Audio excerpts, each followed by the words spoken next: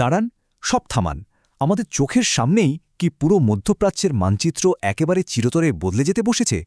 কোনো ভূমিকা নেই, সরাসরি আজকের এই এক্সপ্লেনারের মূল বিষয়ে ঢুকছি।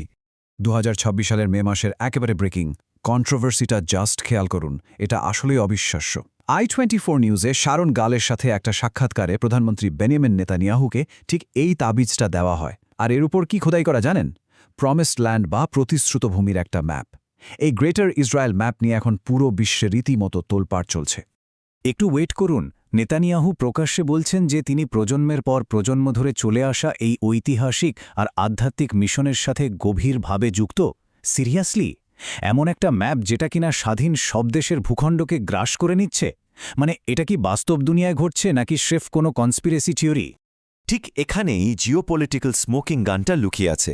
চলুন ভৌগোলিক সীমানার এই প্রমাণগুলো একটু মিলিয়ে দেখি। এই যে কনসেপ্টটা, এর নাম হল এরেটোজ ইসরায়েল হাসলেমা, অর্থাৎ গ্রেটার ইসরায়েল। জেনেসিসের 15 অধ্যায়ের 18 থেকে 21 নম্বর পদে থাকা বর্ণনার উপর ভিত্তি করে এই চরম সম্প্রসারণবাদী ধারণাটা গড়ে উঠেছে। মানে বুঝতেই পারছেন, এটা কোনো সাধারণ পলিটিক্যাল ম্যাপ নয়, এর শেকড় হাজার বছরের পুরনো এক মতাদর্শের সাথে শক্তভাবে গাঁথা। কিন্তু সীমানাটা কতটা বিশাল একবার ভাবুন। মিশরের নীলনদ থেকে শুরু করে একদম ইরাকের ইউফ্রেটিস নদী পর্যন্ত এর বিস্তৃতি। কিন্তু শুধু প্রাচীন বাইবেলের রেফারেন্স দিয়ে তো আর আজকের দিনের জিওপলিটিক্স চলে না, তাই না? এই দাবির পেছনে বাস্তব দুনিয়ার কোনো সলিড প্রমাণ আছে কি?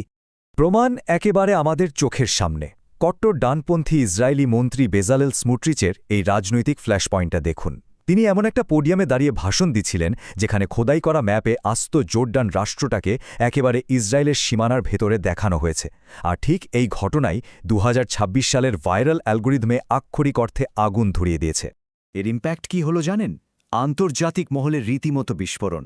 সৌদি আরব, মিশর আর তুরস্কের মতো প্রতিবেশী দেশগুলো থেকে সাথে সাথে তীব্র কূটনৈতিক ক্ষোভ ধেয়ে আসে।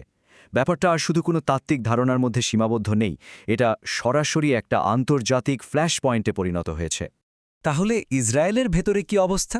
এই চরম সম্প্রসারণবাদ কি তাদের অভ্যন্তরীণ রাজনীতিকেও ভয়াবহভাবে বিভক্ত করে ফেলছে না? অ্যাবসলিউটলি। আমাদের এই এক্সপ্লেনারে ক্রেডিবিলিটি ধরে রাখতে হলে মুদ্রার অন্য পিঠটাও দেখতে হবে। বিশিষ্ট ইহুদি ব্যক্তিত্ব এবং ধর্মনিরপেক্ষ ইসরায়েলিরা কিন্তু এই ডানপন্থী মতাদর্শের বিরুদ্ধে তীব্র প্রতিরোধ গড়ে তুলছেন। তারা এই চরম সম্প্রসারণবাদী চিন্তাধারাকে খোদ নিজেদের রাষ্ট্রের অস্তিত্বের জন্য একটা বড় হুমকি মনে করছেন। যেমন ধরুন, অসলো চুক্তির অধীনে থাকা ইসরায়েলের প্রাক্তন শীর্ষ শান্তি আলোচক ড্যানিয়েল লেভি দ্য গার্ডিয়ানে তিনি রীতিমতো একটা ভাইরাল সতর্কতা জারি করেছেন।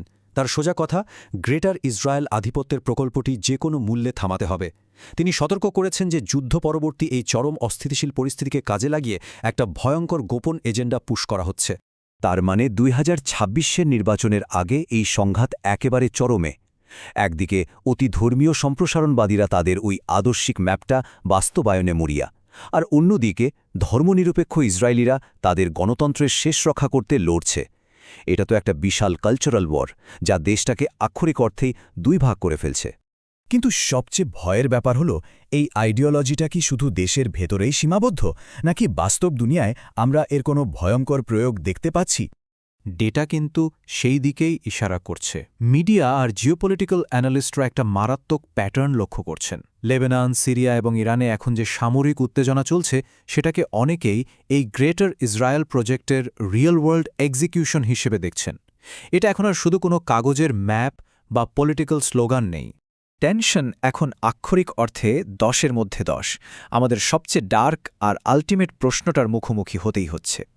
এই যে এত কিছু ঘটছে, এটা কি স্রেফ নির্বাচন জেতার জন্য কোনো প্রতীকী ধর্মীয় বাগাড়ম্বর, নাকি এই পুরো অঞ্চলটা সম্পূর্ণ ভৌগোলিক পুনর্গঠনের এক অন্তহীন ফরএভার ওয়ারের দিকে দ্রুত গতিতে এগিয়ে যাচ্ছে?